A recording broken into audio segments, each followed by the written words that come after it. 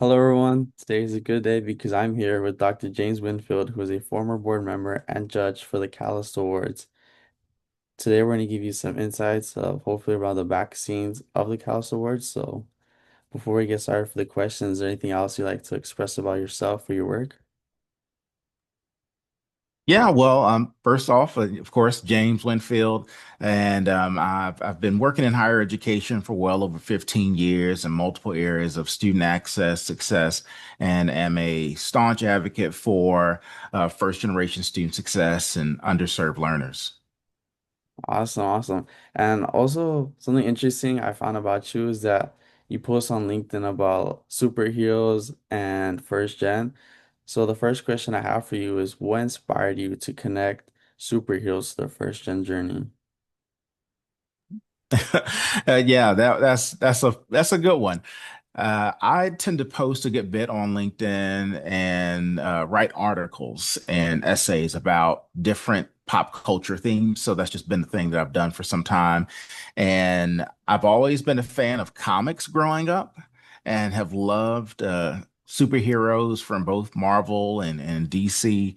And with that, that was a good way for me to fuse the narratives together of students, particularly first gen students, being superheroes in their own right because they're looked up to in their communities by their families, and their superpowers are the various things that could be perceived as challenges as they maneuver through higher education and a space and ecosystem that's not necessarily built with them in mind. So that was one of my draws into moving into writing about that.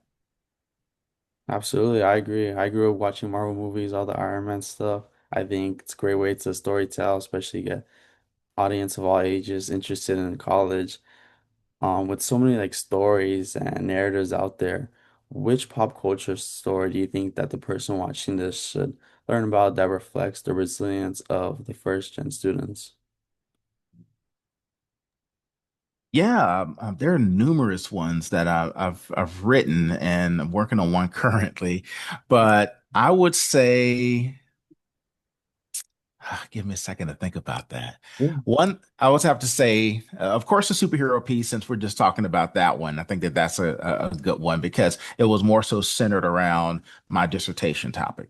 Mhm. And my dissertation topic was on limited income first generation students and how they came into understanding with their careers and their majors were going to be. So really lining up with their passions. There are others that I've written about. The Goofy movie, I think it was the Extremely Goofy movie. I believe that was the second one, where Goofy actually goes off into college, in parallel with his son Max. So they were both experiencing college at the same time. I thought that that was just a pretty interesting narrative. So I'm able to go back into a lot of the movies and TV shows that I watched coming up in the 80s and 90s, like Fresh Prince of Bel-Air, Different World, and so many others that I've been able to look at now with a different perspective being in higher education. Wow, that's so interesting. You mentioned that you're working on a story. Yes, yeah, yeah. Like I said, on a monthly basis, at least on a monthly basis, I try to write and release an essay or an article via LinkedIn where I talk about pop culture narratives along with college narratives that are associated with it. So I tend to find where college is brought up, and I have a couple of ideas on deck right now, and a couple that'll be coming out pretty soon.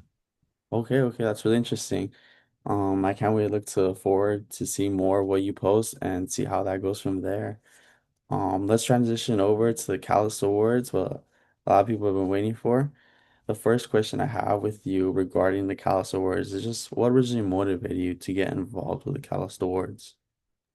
Yeah, just mutual interests. I know it was started by Latanya Reese Miles, Dr. Tanya Reese Miles, LT, as we know, and with her passion for connecting the pop culture pieces and really seeing those narratives. We had good conversations about that. And she empowered me to write a lot of the ideas that I would share with her along with some of my other peers. So that was one of my immediate connections into that and really seeing the power of these TV shows, the books, the podcasts, the social media narratives where this is talked about a lot more. And there have been some missed opportunities in the past where we could have had some really great dialogue about it. But hey, we're in this moment now, and we can definitely talk about it and reflect on what we've seen in various TV shows, and how the experiences of being in college can be transformative and have their moments of challenge, and also the stories of resilience that come out of it. Absolutely. It's really powerful to see how of an impact you've had. And it's truly like inspired me. Hopefully the person watching this also. Um, Dr. LT has also inspired me to get involved, like behind the scenes and just seeing being able to be with you. It's actually really inspiring. And as a former like judge and board member, I know that you've had to see many nominees and there has to be like one nominee or a couple that particularly stuck with you, and I like to know like why.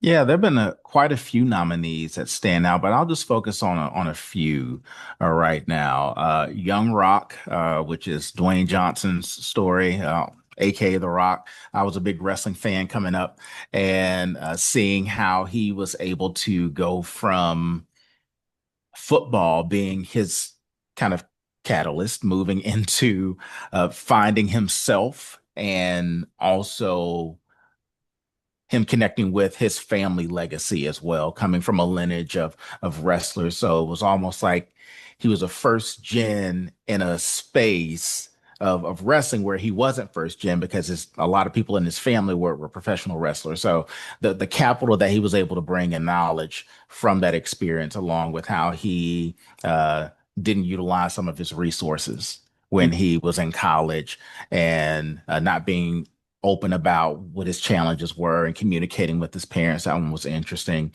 Power is a good one that I like to use as a show on Stars. I've written several pieces about that one, particularly the continuation of that story in Power Book Two Ghost, where Tariq St. Patrick is the main person in that.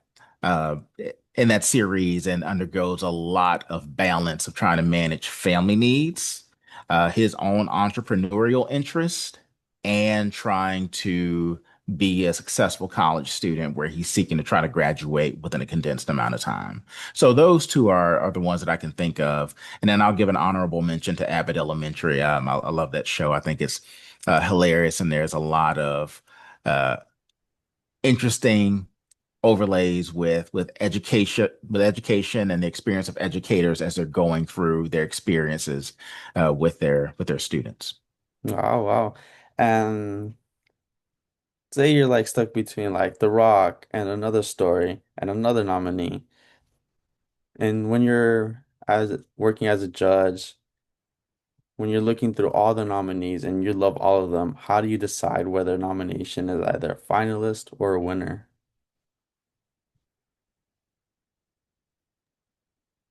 There's a lot of factors that I think go into that, thinking about the time and place that we're in and what's going to speak most. Like, okay, what is truly getting to a different layer of the essence of the story of first gen or first gen-ish type narratives, and uh,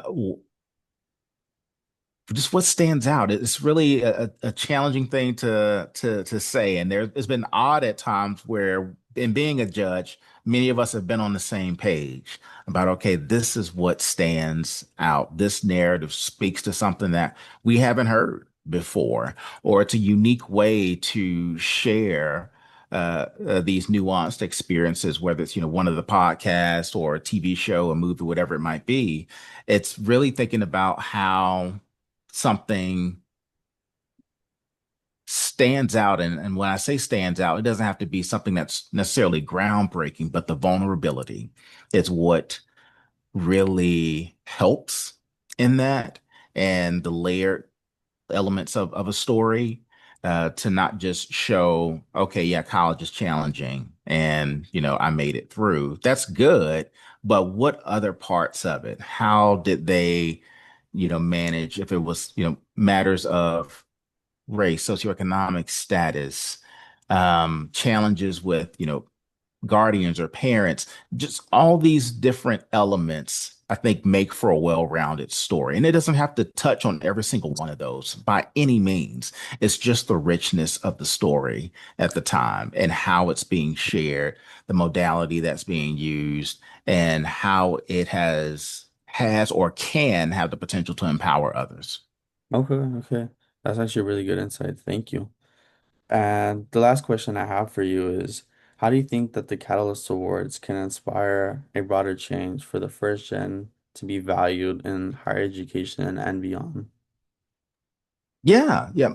More attention, just more attention to a lot of great work that's taking place by individuals in various different disciplines and areas of work and life, whether it is, the medical field, entertainment, whatever it might be. I think that there's a lot that can be helpful to individuals who are seeking a certain occupation, who are seeking to do the unheard of or unseen from based upon where they come from.